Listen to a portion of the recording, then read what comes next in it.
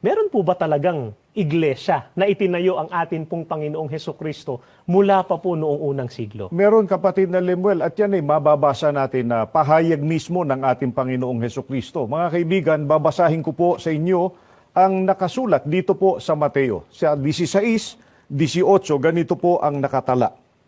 At sinasabi ko naman sa iyo na ikaw ay Pedro, at sa ibabaw ng batong ito ay itatayo ko ang aking iglesia.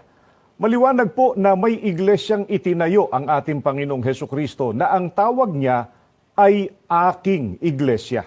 May follow-up question po yung mga nagtatanong, kapatid na Jun.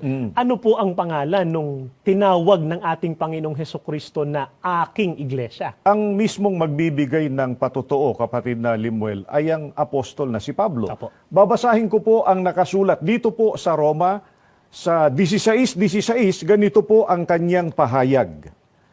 Magbatian kayo ng banal na halik, lahat ng Iglesia ni Kristo ay bumabati sa inyo.